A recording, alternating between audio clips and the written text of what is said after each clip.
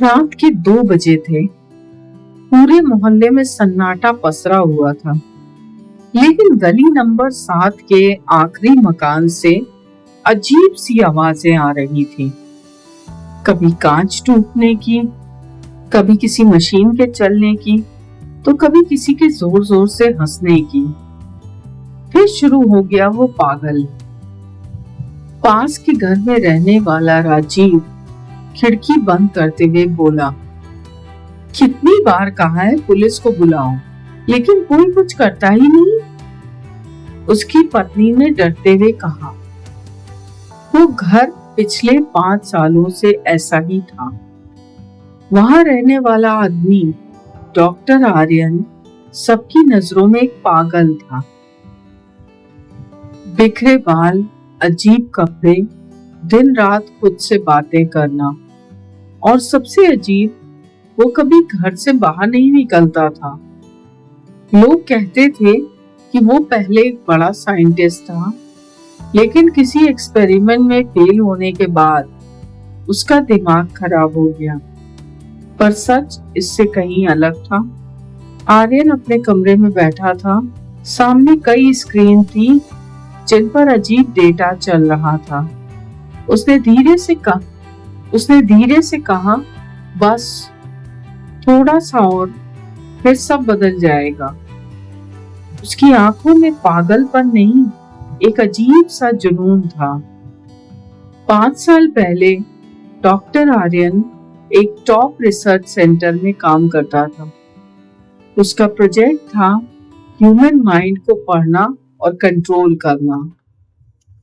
लोग हंसते थे, कहते थे ये साइंस नहीं, फिल्मी आइडिया है।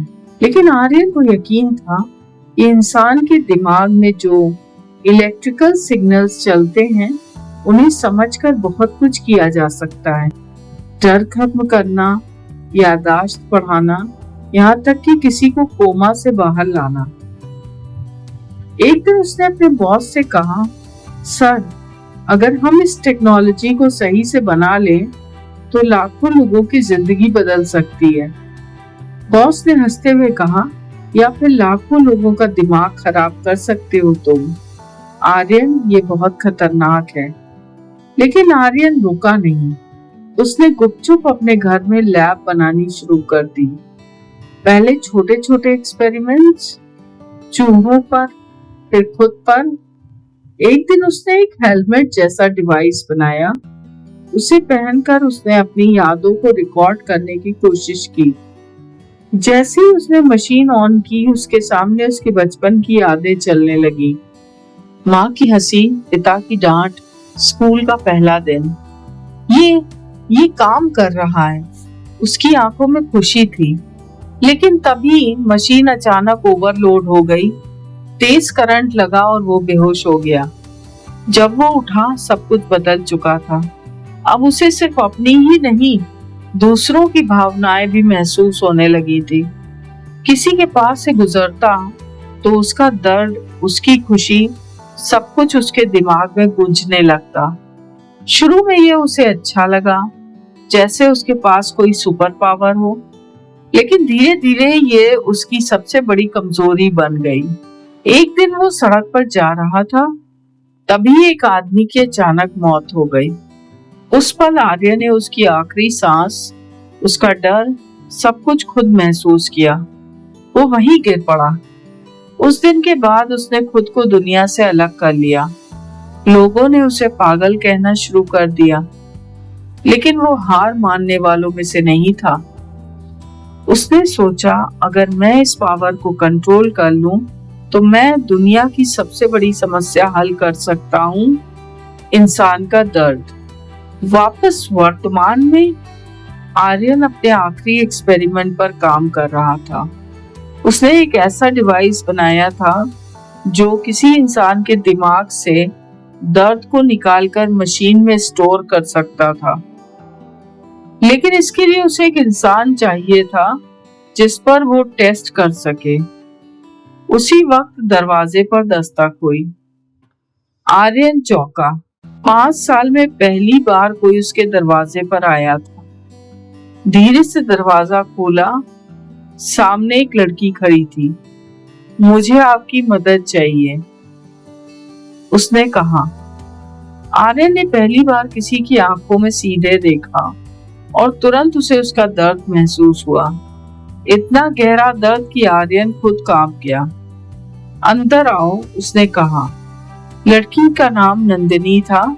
उसके भाई को एक एक्सीडेंट में ब्रेन डैमेज हो गया था। डॉक्टरों ने जवाब दे दिया था। मैंने आपके बारे में सुना है। लोग कहते हैं आप पागल हैं, लेकिन मुझे लगता है आप ही मेरी आखिरी उम्मीद है। आर्यन कुछ देर चुप रहा, फिर बोला, मैं कोशिश करूंगा, लेकिन ये बहुत रिस्की है। नंदिनी ने बिना सोचे कहा, मैं तैयार हूं। अगले दिन नंदिनी का भाई मशीन के सामने लेटा था। आर्यन ने हेलमेट उसके सर पर लगाया। अगर ये काम कर गया तो इसका दिमाग फिर से एक्टिव हो सकता है, लेकिन अगर कुछ गलत हुआ तो? नंदिनी ने पूछा। तो वो हमेशा के लिए चला जाएगा। कमरे में सन्नाटा छा गया। नंदिनी ने अपने भाई का हाथ पकड़ा। करिए। आर्यन ने मशीन ऑन की। स्क्रीन पर सिग्नल्स दौड़ने लगे। धीरे धीरे आर्यन को उस लड़के के दिमाग की हर एक्टिविटी महसूस होने लगी। उसका दर्द, उसकी टूटी हुई यादें। आर्यन ने अपनी पूरी ताकत लगाकर उस दर्द को मशीन में ट्रांसफर करना शुरू किया। अचानक मशीन में स्पार्क हुआ। सिस्टम ओवरलोड होने लगा। नहीं, अभी नहीं, आर्यन चिल्लाया। उसने खुद हेलमेट पहन लिया। अब वो सीधे उस लड़के के दिमाग से जुड़ चुका था। उस पल उसे ऐसा लगा जैसे वो मर रहा है। हर सेकंड हजारों यादें, हजारों दर्द उसके अंदर घुस रहे थे। नंदिनी चिल्लाई, रुको, लेकिन अब बहुत देर हो चुकी थी। कुछ मिनट बाद मशीन बंद हो गई। कमरे में खामोशी थी। नंदिनी धीरे धीरे अपने भाई के पास गई। भाई? अचानक उसकी उंगलियां हिली। उसने आंखें खोल दी। नंदिनी? नंदिनी रो पड़ी। तुम ठीक हो? लेकिन उसी समय आर्यन जमीन पर गिर गया। उसकी सांसें बहुत धीमी थी। उसने मुस्कुराते हुए कहा, देखा, मैं पागल नहीं था। और उसकी आंखें बंद हो गईं। नंदिनी चिल्लाती रह गई। कुछ दिन बाद मोहल्ले में फिर से चर्चा होने लगी। सुना है वो पागल मर गया।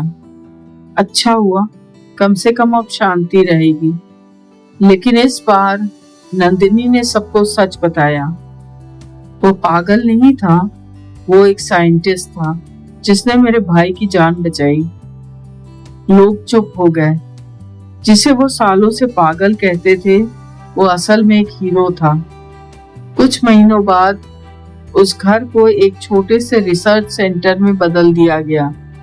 दरवाजे पर एक बोर्ड लगा था, डॉक्टर आर्यन मेमोरियल लैब, जहां दर्द खत्म करने की कोशिश जारी है। और अंदर एक नई मशीन तैयार हो रही थी। शायद आर्यन अभी भी वही था, अपने काम के जरिए जिंदा। क्योंकि कुछ लोग मरते नहीं, वो अपनी खोज में अमर हो जाते हैं और दुनिया उन्हें देर से समझती है।